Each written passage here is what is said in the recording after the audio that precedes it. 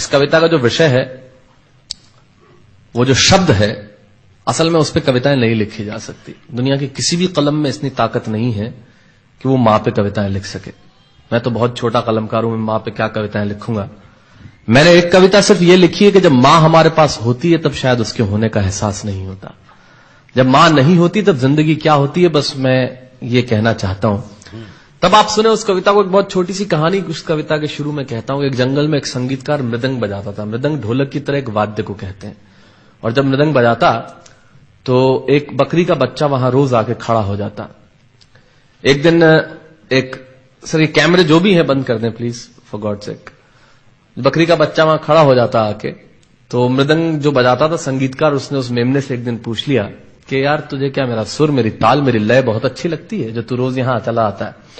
वो बोला मैं नहीं जानता कि आप क्या बजाते हैं, न मुझे सुर की समझ, न ताल की समझ, न लय की समझ। मैं तो बस इतना जानता हूं कि इस ढोलक पे, इस मृदंग पे जो चमड़ा मढ़ा है वो मेरे मां के बदन से आया है। क्या बात है, बहुत अच्छे, वाह। जब उस पे थाप पड़ती है मैं आके खड़ा हो जाता हूं। बहुत अच्छे, वाह। मेरी कविता मां के न रहने पे भीतर से पड़ी हुई थाप की कविता है, तब सुनाना चाहता हूं। इस कविता में अगर आपके आंसू बाहर की दुनिया की यात्रा करना चाहे तो रोकिएगा मत। अगर आपको ठीक लगे, जैसा कहता हूं जब मां नहीं होती तब जिंदगी क्या होती है। एक मुनव्वर राणा साहब का शेर उधार लेता हूं कि किसी के हिस्से में मकान आया, किसी के हिस्से में दुकान आई, मैं सबसे छोटा था, मेरे हिस्से में मां आई। क्या बात है, वाह वाह, बहुत अच्छा। तब कहता हूं कि कल जब उठकर काम पर जा रहा था तो अचानक लगा कि कोई रोक लेगा मुझे। कल जब उठकर काम पर जा रहा था तो अचानक लगा कि कोई रोक लेगा मुझे और कहेगा खड़ा खड़ा दूध मत पी, हजम नहीं होगा। मुझे लगा कोई कहेगा खड़ा खड़ा दूध मत पी, हजम नहीं होगा। 2 घड़ी सांस ले ले, अरे इतनी ठंड और कोट भूल गया, इसे भी अपने पास ले ले। मन में सोचा मां रसोई से बोली होंगी जिसके हाथों में सना आटा होगा।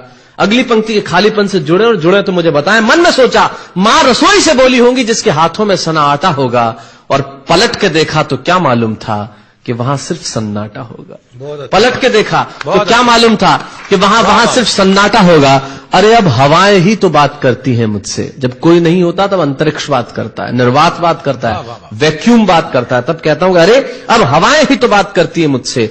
लगता है जब जाऊंगा किसी खास काम से तो कोई कहेगा दही शक्कर खा ले बेटा, अच्छा शगुन होता है। कोई कहेगा गुड़ खा ले बेटा, अच्छा शगुन होता है। पर मन इसी बात के लिए तो रोता है कि सब कुछ है मां, सब कुछ। जिस आजादी के लिए तुझसे मैं सारी उम्र लड़ता रहा। आपने अपने बचपन में देखा होगा, माए हमें टोकती है, यहां मत जा, वहां मत जा, ये मत कर, वो मत कर। तब हम आजाद होना चाहते हैं, और आजादी की कीमत कितनी बड़ी देनी पड़ती है। अगर कम शब्दों में मैंने ठीक बात कह दी हो तो इसका एहसास मुझे जरूर कराइएगा कि सब कुछ है मां, सब कुछ। जिस आजादी के लिए तुझसे मैं सारी उम्र लड़ता रहा वो सारी आजादी मेरे पास है। फिर भी न जाने क्यों दिल की हर धड़कन उदास है। कहता था ना तुझसे मैं वही करूंगा जो मेरे जी में आएगा, और आज मैं वही सब कुछ करता हूं जो मेरे जी में आता है। बात यह नहीं है कि मैं जो चाहूं कर लूं, मुझे कोई रोकने वाला नहीं है।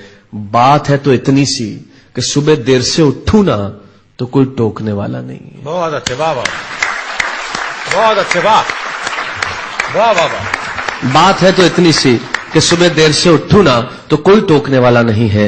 रात को देर से लौटूं तो कौन नाराज होगा भला, कौन कहेगा बार बार कि अब कहां चला। आप ही के जिंदगी के कुछ दृश्य चुराता हूं और आप ही को सौंपता हूं। रात को देर से लौटूं तो कौन नाराज होगा भला, कौन कहेगा बार बार कि अब कहां चला। दोस्तों के साथ घूमने पर उल्हाने कौन देगा, मेरे वो तमाम झूठे बहाने कौन देगा। सच कहा साहब, गम की चोटें जख्मों पे फौलाद से ज्यादा क्या होगी, और मां की दौलत दुनिया में औलाद से ज्यादा क्या होगी। तब कहना चाहता हूं कि रात को देर से लौटूं तो कौन नाराज होगा भला, कौन कहेगा बार बार कि अब कहां चला। दोस्तों के साथ घूमने पर उल्हाने कौन देगा, मेरे वो तमाम झूठे बहाने कौन देगा। कौन कहेगा कि इस उम्र में क्यों परेशान करता है। हाय राम, ये लड़का क्यों नहीं सुधरता है। पैसे कहां खर्च हो जाते हैं तेरे, क्यों नहीं बताता है। सारा दिन मुझे सताता है, रात को देर से आता है, खाना गर्म करने को जागती रहूं, खिलाने को तेरे पीछे भागती रहूं, बहाती रहूं आंसू तेरे लिए।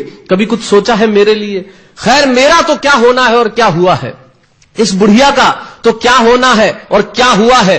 तू खुश रह लेना यही दुआ है, और आज तमाम खुशियां ही खुशियां। जीवन में जो सर्वश्रेष्ठ एक पंक्ति जो ईश्वर ने मुझे सौंपी वो मैं आपको सौंपता हूं। कहीं कोई कविता नहीं है, एक बहुत सामान्य सी बात जो बहुत सामान्य ढंग से मैं कह रहा हूं, लेकिन गेट सेट गो जो मैंने किताब लिखी, शायद हिंदुस्तान के पिछले 3 सालों में सबसे ज्यादा बिकने वाली किताब वो रही, 14 भाषाओं में उसका अनुवाद हुआ। वाह वाह में मैं रोज टीवी पे बोलता हूं, मेरे लाखों लफ्ज कुर्बान करता हूं सिर्फ उस एक पंक्ति पे जो ईश्वर ने मुझे सौंपी, और कहीं कोई कविता नहीं है, आप ही का भाव आपकी उठा को सौंपता हूं और देता हूं, और जिस विश्वास के साथ मैंने लिखा उस विश्वास के साथ आपको देता हूं कि मेरा तो क्या होना है और क्या हुआ है, इस बुढ़िया का तो क्या होना है और क्या हुआ है, तू खुश रह लेना यही दुआ है। और आज तमाम खुशियां ही खुशियां, गम ये नहीं है कि कोई ये सब खुशियां बांटने वाला होता, पर कोई तो होता जो गलतियों पे डांटने वाला होता। बहुत अच्छे, वाह वाह वाह वाह, बहुत अच्छे, वाह। गम ये नहीं है कि कोई ये सब खुशियां बांटने वाला होता, पर कोई तो होता जो गलतियों पे डांटने वाला होता। और अंतिम पंक्तियां देता हूं कि तू होती ना तो हाथ फेरती, कभी सर पर या हल्के से बाम लगाती, आवाजें दे देकर सुबह उठाती, दिवाली पे टीका लगाकर रुपए देती और कहती बड़ों के पांव छूना आशीर्वाद मिलेगा, कपड़े मत फाड़ना, अगला कपड़ा अगली दिवाली को सिलेगा। बहन को सताता तो तू चांटे मारती, बीमार पड़ता तो रो रो के नजरें उतारती, परीक्षा से आते ही खाना खिलाती, पिता की डांट का डर दिखाती, फिर पिता की डांट से तू ही बचाती, इसे नौकरी मिल जाए, ये तरक्की करे, दुआओं में हाथ उठाती, और तरक्की के लिए वतन छोड़ देगा, ये सुन के दरवाजे के पीछे चुपके चुपके आंसू बहाती। सब कुछ है मां, सब कुछ, आज तरक्की की हर रेखा तेरे बेटों को छू के जाती है, पर मां हमें तेरी बहुत याद आती है। बहुत अच्छा।